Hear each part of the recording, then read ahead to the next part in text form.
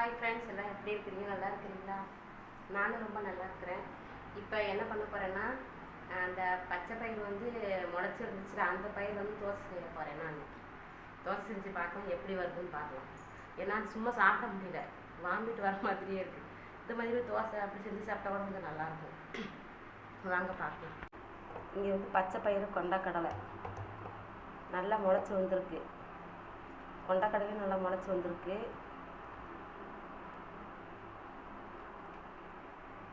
இது லைட்டு தண்ணி விட்டு வாஷ் பண்ணிக்கணும். ஏன்னா வந்துட்டு ஈரத்தில் இருந்துச்சுன்னா கண்டிப்பாக பாக்டீரியா இருக்கும். அதனால நம்ம வந்து தண்ணி விட்டு வாஷ் பண்ணிக்கணும். இது கொஞ்சமாக பச்சரிசி, இதை கொஞ்சம் சேர்த்தா தான் பச்சரிசி நல்லா தோசை வரும்.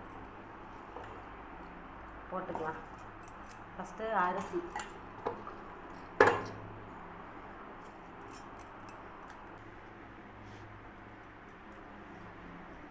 இதில் வந்துட்டு ஒரு துண்டு இஞ்சி,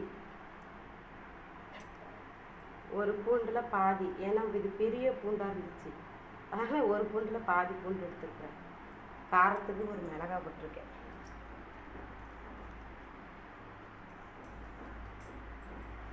அப்புறம் ஜீரகம் கொஞ்சமாக,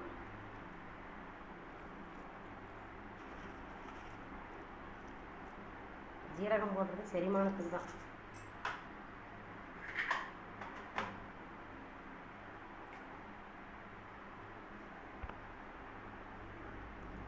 அப்புறம் உப்பு போட்டிருக்கேன்.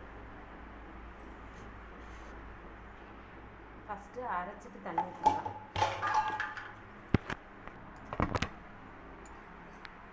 இது பாருங்கள், அரைச்சி எடுத்துட்டோம்.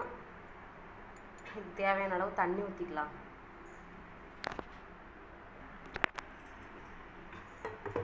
தண்ணி ஊற்றிருக்கேன்.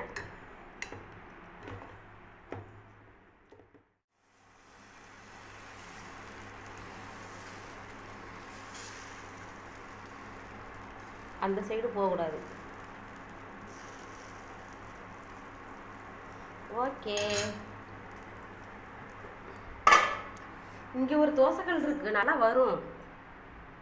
எனக்கு வேணாம், எனக்கு இதில் செய்ய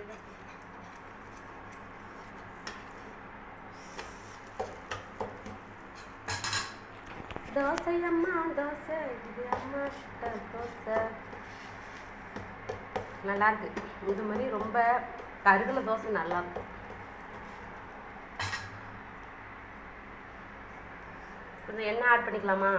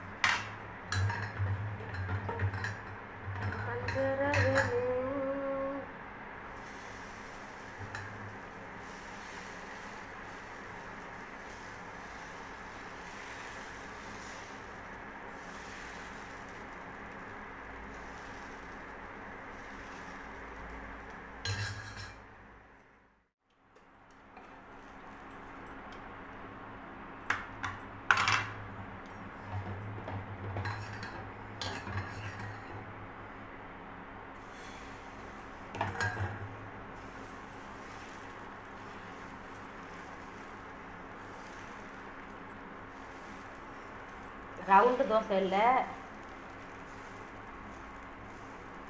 தோசை பாருங்க எப்படி போயிடுச்சு.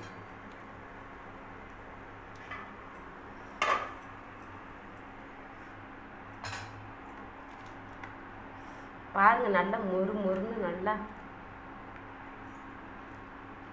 சாஃப்டாக இருக்குது. பாருங்க, சூப்பராக இருக்குது, நல்லா இருக்குது. நீங்களும் ட்ரை பண்ணுங்க, சூப்பராக இருக்குது. பாருங்க எப்படி இருக்குன்னு பாருங்க.